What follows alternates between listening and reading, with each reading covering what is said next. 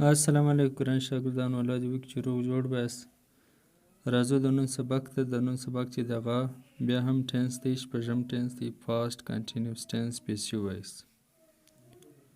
اول به د دې تعریف او اصول وایي، بیا به جملې جوړوو. دا هم ډېر مهم ټینس دی، د دې استعمال هم بیخي زیات دی په روزمره ژوند کې. راځئ دا هم ښه زده کړئ.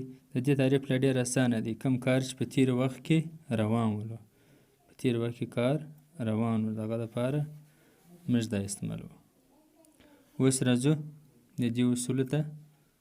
هیلپینګ وربز د دې چې دی هغه was being were being. ورب third form سینګولر سره was، د پلورل سره پلورل were.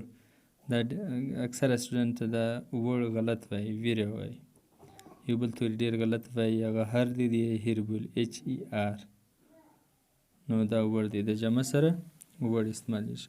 یو په دې کې به دا خبره بیا هم د یادولو وړ ده چې دلته آی چې دی برته د واحد سره دی. په نورو ټینسو کې آی د جمع سره و، دلته آی د واحد سره دی، د واحد نومو سره ده. آی هی شي ایټ سره د دې سره واز استعمالیږي، واز بینګ. دلته په دا ځکه موږ واز بینګ ور بینګ نه لیکلي، واز ور. نو دا واز بینګ او ور بینګ دی. دلته موږ دا لوړ لیکلی، دا د دې اصول سول. اوس به راسو جملو ته، جملې به ووایو، په هغه باندې ښه سر خلاص کړئ. اوس به راسو جملو ته. خو د جملو د څه مخکې دا یوه خبره د یادونې وړ ده. څوک چې غواړي دا پیسیو وایس ټینسونه زده کړي، د هغو باید اکټیو وایس زده وي. دلته زموږ سبق د منظم دی، دا خبره باید په یاد زده کړئ، په ذهن کې کښېږدئ. تاسو وګورئ په ټولو یوټیوب چینل باندې په پښتو کې د پښتو استاد د خوا څخه په منظمه توګه باندې انګلیش نشته. کله الفاظ راخیستي، کله جملې راخیستي، کله منظم. زموږ دا کورس دی، دا تاسو باید زده کړئ. موږ ورپاټ او سپیچ به اکټیو وایس به پیسیو وایس دا ورته وویل. نو دا رقم اصول دا دی چې ستا باید اکټیو وایس زده یې، بیا ته پیسیو وایس. که ستا اکټیو وایس جملې نه زده، ته پیسیو وایس نه. د اکټیو وایس د جملو زده کولو دپاره به دا زموږ پر چینل باندې ته به شاته ځې، هلته مخکې جملې پرې د اکټیو وایس ټینسونه ګرده پراته دي، هغه به ته زده کوې. دا یوه خبره باید په ذهن کې کښېږدئ. څه اوس به راسو جملو جوړولو ته. په پیسیو وایس کې راځي پاسټ کنټینیوس ټینس پیسیو وایس. فعل ماضي جاري زمانه. A letter was being written by me. په ما باندې یو خط لیکل کېدی. د دې اکټیو وایس دا دی I was writing a letter. ما یو خط لیکي.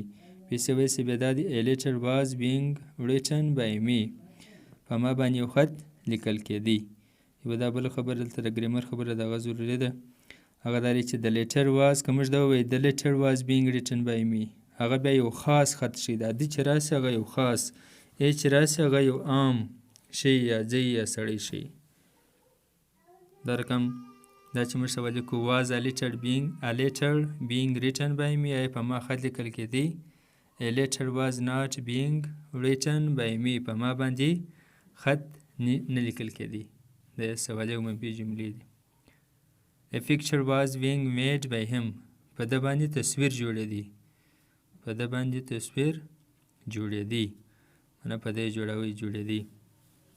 دلته موږ ای راوړی، که ده راولو برای یو خاص تصویر سولو. که موږ ده ووایو the picture was being made by him، دا برای یو خاص څوک شي. دا د چې دی دا نام نه څه مخکې راځي، د جملې له شروع کېدو څه، او د خاص نام نه څه مخکې راځي. The clothes were being sewn by her. کپړې په دې باندې ګنډل کېدې.